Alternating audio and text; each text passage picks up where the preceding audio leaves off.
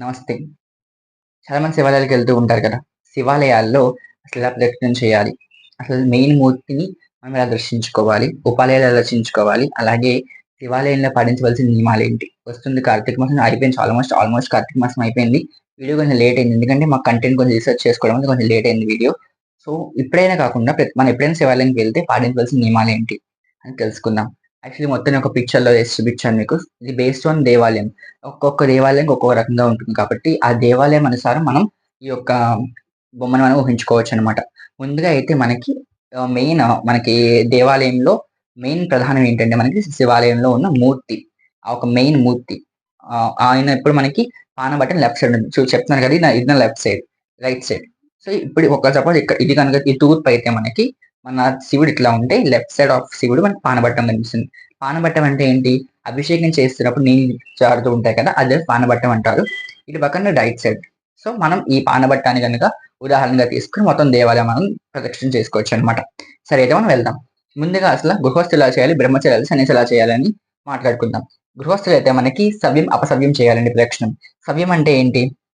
ఇలా మనకి శివాలయం కనిపిస్తే మనకి రైట్ సైడ్ మనం యాక్చువల్‌గా ఇలా నుంచుంటాం కాబట్టి మన రైట్ సైడ్ సవ్యం, మన లెఫ్ట్ సైడ్ అపసవ్యం.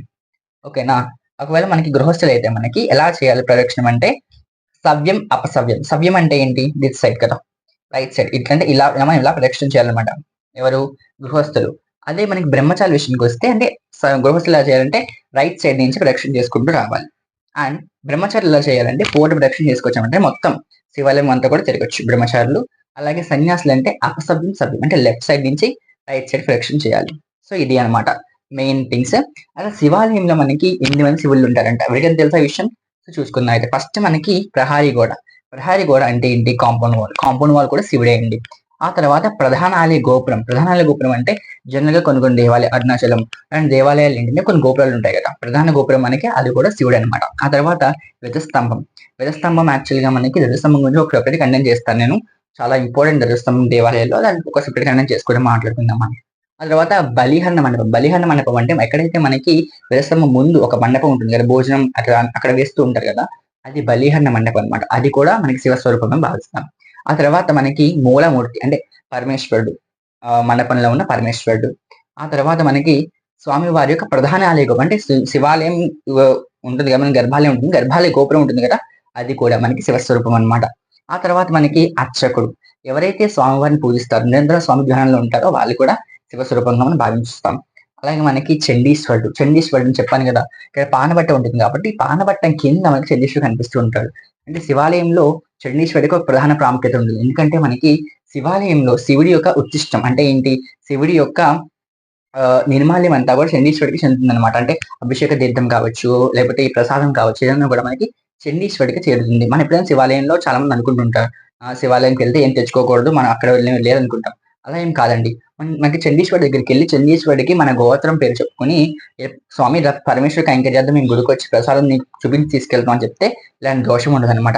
ఆ తర్వాత మనకి తూర్పు, దక్షిణం, ఉత్తరం, పడమర అండ్ ఇలా ఉంటుందంటే మనం ఒక శివాలయానికి వెళ్తే పంచభూత లింగాలను మనం దర్శనం చేసుకోవచ్చనమాట. అంటే మనకి తూర్పు అంటే ఏంటి? తత్పురుష ముఖంగా పరమేశ్వరుడు కనిపిస్తూ ఉంటాడు. దక్షిణం అంటే అఘోర ముఖం. ఉత్తరం అంటే వామదేవ ముఖం. పడమర అంటే సజ్జోజాత ముఖం. అలాగే పూర్ణక మోచి మనకి ఆకాశతత్వం చూపిస్తుంది.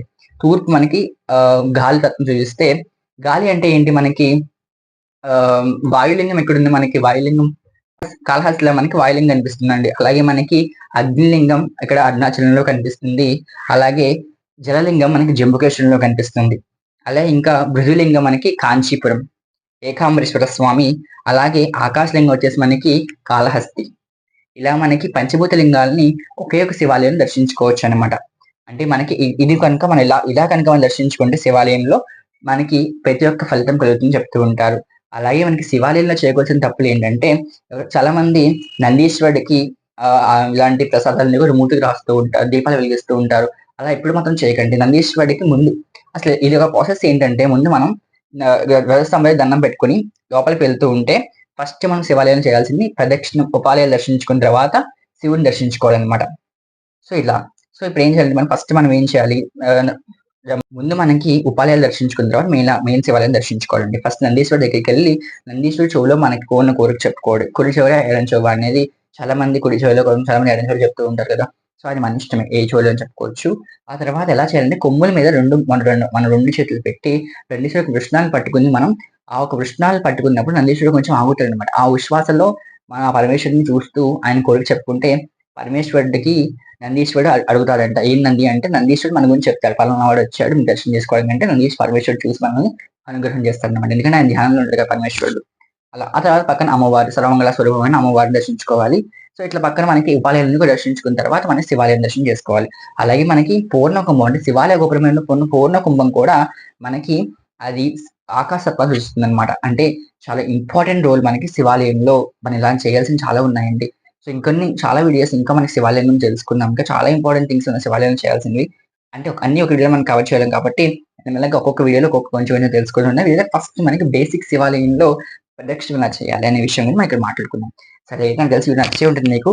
మధ్య మధ్యలో నేను కొంచెం కొంచెం తడబడ్డాను. But excuse me. బికాజ్ ఎందుకంటే ఇంత కాన్సెప్ట్ చెప్పడం కొంచెం చాలా కష్టం అనమాట. సో, ఇప్పుడైతే నేను మొత్తం అంతా క్లియర్ చేశాను. కాన్సెప్ట్ అంతా క్లియర్ చేశాను అనుకుంటున్నాను. అండ్ ఏమైనా డౌట్స్ ఉన్నా కామెంట్ సెక్షన్ చెప్పండి. నేను మళ్ళీ దానికి మీకు కామెంట్ సెక్షన్ రిప్లై ఇస్తాను. ఇలాంటి వీడియోస్ మళ్ళీ కావాలంటే మన ఛానెల్ సబ్స్క్రైబ్ చేసుకొని లైక్ చేసి షేర్ కూడా చేసేయండి. ఎందుకంటే వచ్చేది కార్తీక మాసం. షేర్ చేయడం వల్ల నలుగురు తెలుస్తూ ఉంటాయి. అండ్ మీకు కూడా కొంచెం పుణ్యం వస్తుంది కాబట్టి కొంచెం షేర్ చేసి సబ్స్క్రైబ్ చేసి లైక్ చేసుకోండి. సరే అయితే శ్రీమాత్రే నమః శివాయ గురువే నమః. జై శ్రీరామ్.